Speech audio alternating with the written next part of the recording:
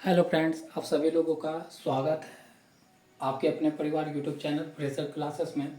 तो फ्रेंड्स, हम लोग आगे बढ़ते हैं। 5 तक हम लोग क्वेश्चन सॉल्व कर चुके थे प्रीवियस वीडियो में। तो आज हम लोग छठे क्वेश्चन पर चल रहे हैं और ये सारा प्रश्न जो मैं यहाँ पर सॉल्व करवा रहा हूँ वो सारे आपके प्रीवियस ईयर का मैं ले रहा हूँ। ठीक है, कोई भी अदर क्वेश्चन आपका टाइम पास यहाँ पर नहीं होगा। आप जो भी प्रैक्टिस करोगे वो प्रीवियस ईयर के क्वेश्चन ही कर रहे हो। ठीक है, तो चलिए ये प्रश्न देखिए क्या है। बहुत अच्छा प्रश्न है। इस तरह का ही प्रश्न आपको छोटे छोटे प्रश्न आपको देखने को मिलते हैं। तो देखिए ये 11011 ब्रैकेट के अंदर होल 2 है, बराबर ब्रैकेट के अंदर वो संख्या खोजना है जो 10 का बेस पे हो। तो रिक्त स्थान में संख्या, तो यहाँ पर बोल रहा है कि कौन सा संख्या भराएगा। ठीक है, और यहाँ पर सीटेट 1 से 5 पेपर 1 में 7 जुलाई 2019 को पूछा गया सवाल है और आपके ऑप्शन इस तरह से दिए गए हैं। तो सोचिए क्या करना है। तो देखिए ये आपका सॉल्यूशन, देखिए सॉल्यूशन पार्ट 11011 और ये 2 है। इसको बोल रहा है कि इसके बराबर में भरने के लिए कि यहाँ पर कौन सा संख्या है। तो आपको कुछ इसमें आइडिया लगाना होगा। आप अगर पहले नहीं पढ़े हैं या पहले पढ़े होंगे तो आपको पता चलेगा। ये जो 2 बेस दिखा रहा है ये आपका क्या है, ये कैसी संख्या है, ये आपका बाइनरी नंबर है। ये किस नंबर है, ये कैसा नंबर है, बाइनरी नंबर है, जो जिसको हम आप क्या बोलते हैं, कंप्यूटर लैंग्वेज भी बोलते हैं। ठीक है, कंप्यूटर लैंग्वेज में क्या होता है, बाइनरी नंबर में कौन सा डिजिट होता है, सिर्फ 0 और 1 होता है। बाइनरी नंबर में कौन से सिर्फ 2 डिजिट होते हैं, 0 और 1 होते हैं। ठीक है, तो यही है। और 0 1 2 ही नंबर होते हैं, इसलिए बेस कितना पड़ता है, 2। ठीक है, लेकिन इसी नंबर को, बाइनरी नंबर को क्या बोल रहा है, ये 10 का मतलब यहाँ पर क्या है,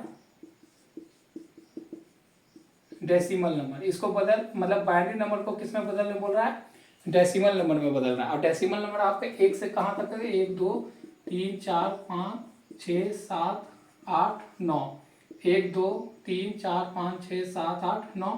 तो ये आपके ये क्या हो जाता है, आपके डेसिमल नंबर हो जाता है। ये क्या हो जाता है, आपके डेसिमल नंबर। तो यही बोल रहा है कि बाइनरी नंबर को डेसिमल नंबर में बदलना है। तो कोई नहीं, बहुत सिंपल सा सवाल। इसको बदलने के लिए कुछ नहीं होता है। इसको बदलने के लिए आपको क्या करना होता है कि ये संख्या गिन लीजिए, क्या है, 1 2 3 4 5।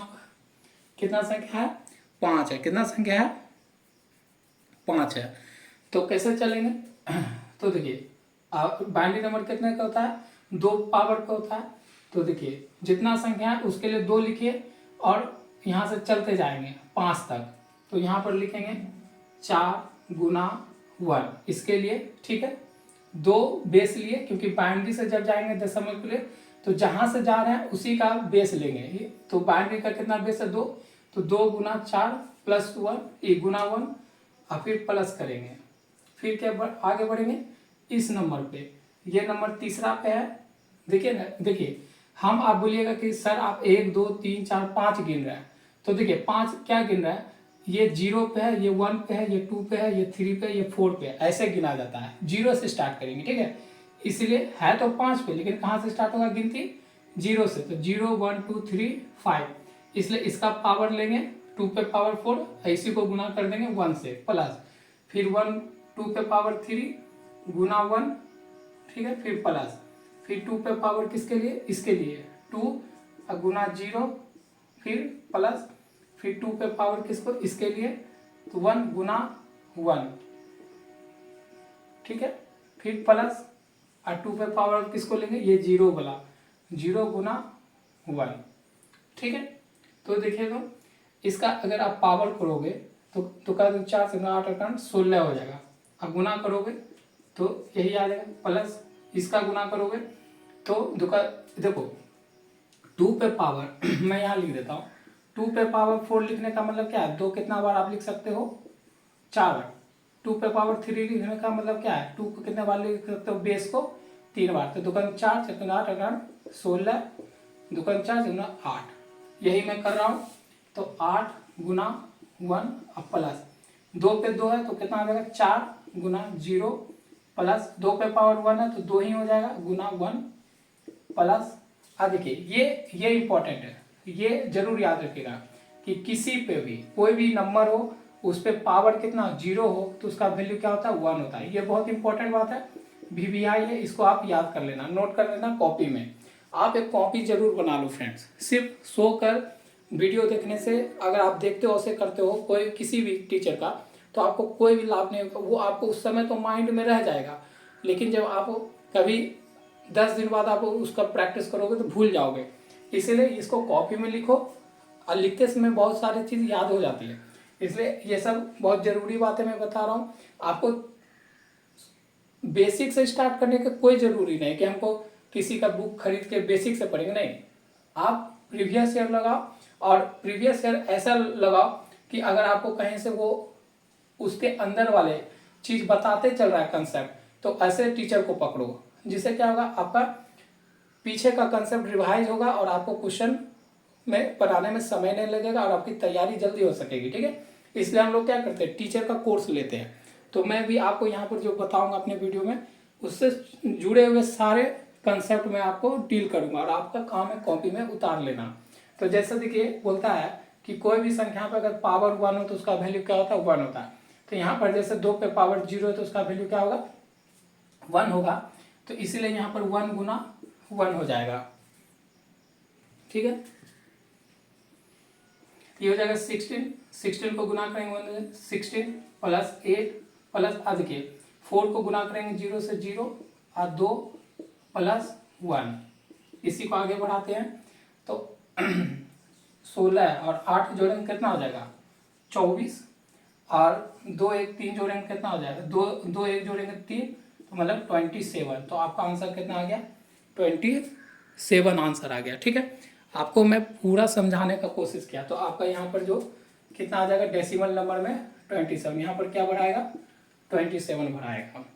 ठीक है, आशा करते हैं आपको पूरा समझ में आया होगा इस छोटे से क्वेश्चन का पूरा कंसेप्ट। हेलो फ्रेंड्स, तो आपका अगला क्वेश्चन 7 नंबर है। ठीक है, तो 7 नंबर क्वेश्चन देखिए क्या है, 72 गुना 28 बराबर में 36 गुना 4 गुना फिल इन द ब्लैंक। तो रिक्त स्थान की संख्या को आपको खोजना है। ठीक है, जो ये खाली स्थान है इसकी संख्या को आपको खोजना है। तो और ये 4 कंडीशन आपको दिया गया है ABCDE तक।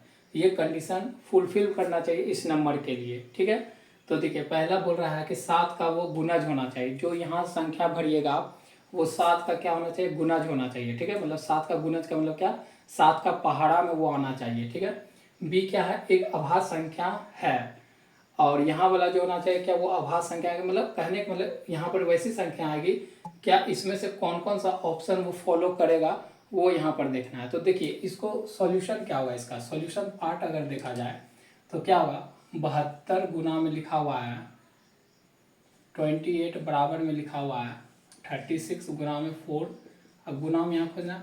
तो पहले इस दोनों को हमको क्या करना होगा, इस दोनों को अगर हम करें ब्रेक करें, अगर इसको हम ब्रेक करें तो हमको पता चल जाएगा कि उधर क्योंकि बराबर है तो जो संख्या इधर होगा वही संख्या इधर होना चाहिए। इसको ब्रेक करते हैं तो कितना हो जाएगा 36 गुना 2, इस तरह से मिलाना चाहते हैं इसको, और इसको ब्रेक करें तो कितना हो जाएगा 14 गुना 2। ज़्यादा से ज़्यादा इसी तरह का हमको, क्योंकि देखिए 36 तो 36 मिल रहा है, अब 4 हमको चाहिए था तो 2 तो इससे मिल गया था और 2 इससे भी हमको चाहिए था तो 2 मिल गया। तो इसको अगर पूरा को लिखे तो 36 गुना 2 कितना हो गया 4 और गुना, और जो यहाँ पर फिल इन दी ब्लैंक्स इसका मतलब वहाँ पर कौन आएगा 14 ही तो आएगा, यहाँ पर क्या आएगा 14। तो देखिए कितना छोटा सा सवाल है, तो यहाँ पर कितना आया 14, क्योंकि देखिए बराबर का कहने का मतलब अगर इधर संख्या 10 है तो इधर भी कितना आना चाहिए 10 आना चाहिए, है ना। बराबर तो यही कहता है, इधर 5 है तो इधर कितना चाहिए 5 आना चाहिए। तो इधर जो संख्या दिया हुआ है हमको उसी को इधर मैच करना, बस इसको इधर वाला संख्या इधर क्या किया ब्रेक करके दिया, तोड़ के दिया। तो हम भी तोड़ते हुए पहुंचे तो हमको पता चलेगा कि यहाँ पर क्या भराएगा 14। अब ये जो 14 आया है इसके बारे में ये 4 ऑप्शन मिलान करना होगा कि 14 7 का गुणज है क्या, 7 का पारे में 14 आता है क्या, 7 का 7 7 दूनी 14 आता है, तो ये आपका राइट हो गया। एक अभाज्य संख्या है क्या, जो हमारा 14 मिला है ये क्या एक अभाज्य संख्या है, अभाज्य संख्या। क्या ये एक अभाज्य संख्या है? नहीं। अभाज्य संख्या वो कैसी संख्या होती है? अभाज्य संख्या वैसी संख्या होती है जो क्या हो, कंप्लीटली भाग लगे एक से या खुद से, एक से या खुद से। तो वैसी संख्या क्या कहलाती है? हमारी अभाज्य संख्या कहलाती है। अभाज्य संख्या क्या कहलाती है? वैसी संख्याएं जो एक से भाग लगे या खुद से भाग लगे, वैसी। लेकिन क्या यहाँ पर 14 एक से तो भाग लगेगा ही। 14 जो है एक से भी भाग लगेगा और खुद से भी लगेगा, लेकिन 2 से भी लगेगा, 7 से भी लगेगा। तो एक और खुद ये तो ठीक है। अगर यहाँ तक रहता तो हमारे ये 14 क्या हो जाता है? अभाज्य संख्या। लेकिन इसके अलावा देखिए 2 और 7 से भी ये भाग लगता है और फुल्ली कट भी जाता है। तो इसका मतलब 14 हमारा क्या अभाज्य संख्या नहीं है, और ये ऐसे भी हमारा सम संख्या है। तो ये भी ऑप्शन गलत। ठीक है, समझ में आया होगा कि अभाज्य संख्या कैसे संख्या होती है? जो वैसी संख्या होती है जो खुद से, एक से और खुद से भाग लगे और टोटली एक से या खुद से भाग लगे। ठीक है, तो यहाँ पर 14 जो हमारा था एक से और खुद से तो चेक किए तो भाग लग ही रहा है, लेकिन 2 से भी लग जा रहा है, 7 से भी लग जा रहा है।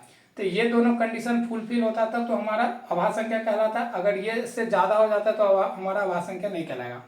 तो ऑप्शन बी तो एलिमिनेट हो गया। किसके लिए? 14 के लिए। अच्छा, 10 से कम है 14 जो है हमारा, 14 जो बात कर रहे हैं, ये जो हमारा फिल इन द ब्लैंक्स के जगह 14 आया, ये 10 से कम है क्या? 10 से क्या है? बड़ा है। 10 से क्या है? 10 से बड़ी संख्या। क्या है? 10 से बड़ी संख्या। तो ये वाला भी ऑप्शन गलत हो गया। अच्छा, ये एक सम संख्या है। 14 आपका सम संख्या है क्या? 14 आपका सम संख्या है? हाँ, 14 सम संख्या है क्योंकि ये फुल्ली 2 से डिविजिबल है 7 बार में। तो सम संख्या का मतलब क्या हुआ? वैसी संख्या जो कंप्लीटली किससे डिविजिबल हो जाए? 2 से। वैसी सारी संख्या क्या कहलाती है? सम संख्या। तो यहाँ 14 जो हमारा आया है वो 2 से फुल्ली डिविजिबल है, इसलिए ये भी हमारा ऑप्शन राइट है, डी वाला। ये एक सम संख्या है। अच्छा, 56 का गुणनखंड है क्या? देख लेते हैं 56 का गुणनखंड है क्या? तो हाँ, 56 को तोड़ के देखिए। तो 56 को तोड़िएगा तो 14 गुना में 14, मतलब बोल रहा है कि 56 में 14 आना चाहिए गुणन में। तो देखिए आया ना। 4 को 4 से गुना करेंगे 16, 4 को 1 गुना करेंगे 4 1 5 मिल जाएगा। इसको गुना करने पे ये आएगा। इसका मतलब इसके गुणनखंड में 14 छुपा हुआ है। तो हाँ, छुपा हुआ है। तो आपका ऑप्शन ई भी राइट है। तो आप देखिए यहाँ पर आपका ऑप्शन दिया हुआ है। तो कौन कौन सा मिल रहा है? ए मिल रहा है, ए है। अच्छा, डी मिल रहा है, डी भी मिल रहा है। बी हमारा नहीं मिल रहा, तो ये ऑप्शन खत्म। बी ऑप्शन मत करिए। सी इसमें नहीं मिल रहा है, तो ये ऑप्शन खत्म। सी फिर से, अच्छा इसमें सी ऑप्शन में देखिए ए मिल रहा है, ए सही है। डी मिल रहा है, डी सही है। ई भी मिल रहा है, ई सही है। तो ये हमारा सी वाला आंसर हो जाएगा और डी वाला भी हमारा आंसर नहीं होगा। तो समझे, ये छोटा सा प्रश्न था, लेकिन सारे प्रश्न में देखिए कितना कंसेप्ट छुपा हुआ है। तो ये प्रश्न देख के अच्छे विद्यार्थी नहीं कर पाते हैं एग्जाम में। और लेवल कुछ नहीं थे कि आपका सीटेट पेपर 1 7 जुलाई 2019 में पूछा गया प्रश्न है। ठीक है, तो कंसेप्ट यही था। फिर से मैं करूँगा तो ज़्यादा लॉन्ग हो जाएगी वीडियो। तो आपको अगर नहीं समझ में आता तो वीडियो को पीछे जाकर देख लेना। ठीक है, समझ में आ जाएगा। ठीक है।